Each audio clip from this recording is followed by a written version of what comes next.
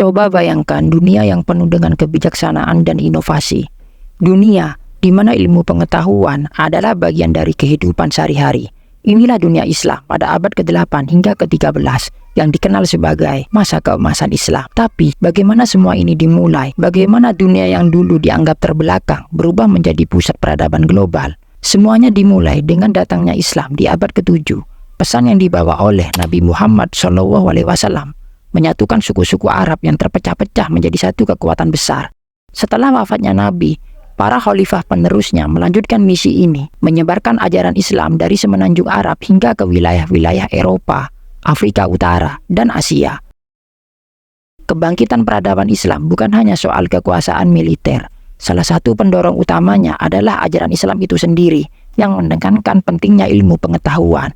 Quran dan hadis berulang kali mendorong umatnya untuk belajar, membaca, dan merenungkan alam semesta. Ketika kota Baghdad dibangun sebagai ibu kota oleh Khalifah Al-Mansur dari dinasti Abbasiyah, kota ini segera menjadi pusat keilmuan dunia. Pada abad ke-9, didirikan sebuah lembaga yang kelak akan mengubah dunia, Baitul Hikmah atau House of Wisdom. Para cendekiawan dari berbagai agama dan bangsa berkumpul di sini, menerjemahkan teks-teks Yunani, Persia, India, dan Cina ke dalam bahasa Arab. Sejarah mencatat ilmuwan besar seperti Al-Khwarizmi, Bapak Al-Jabar, Ibnu Sina, ahli kedokteran, hingga Al-Farabi, filsuf hebat, semua berasal dari masa ini. Masa keemasan Islam ini tidak hanya membawa perubahan dalam bidang ilmu pengetahuan, tetapi juga seni, budaya, dan teknologi. Kota-kota besar seperti Baghdad, Kairo, dan Cordoba menjadi simbol kejayaan peradaban dengan masjid-masjid megah, pasar yang ramai, dan perpustakaan yang menampung jutaan buku. Tapi setiap kejayaan pasti memiliki tantangannya. Pada puncak kejayaannya, dunia Islam benar-benar memimpin dunia. Teknologi maju, perdagangan berkembang, dan filsafat mencapai puncak-puncaknya. Salah satu contoh terbaik adalah kota Cordoba di Spanyol. Pada abad ke-10, Cordoba dikenal sebagai kota paling maju di Eropa. Dengan jalan-jalan yang diterangi lampu, sistem air bersih yang canggih, serta perpustakaan yang menyimpan lebih dari 400.000 buku.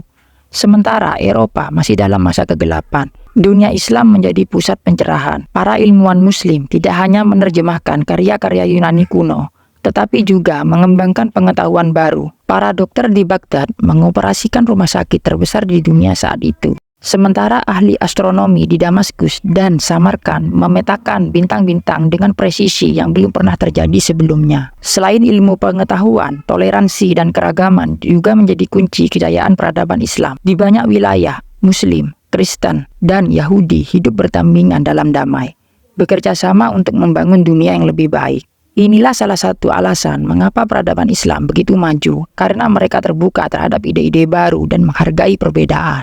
Namun, di tengah-tengah segala pencapaian ini, bibit-bibit kehancuran mulai muncul.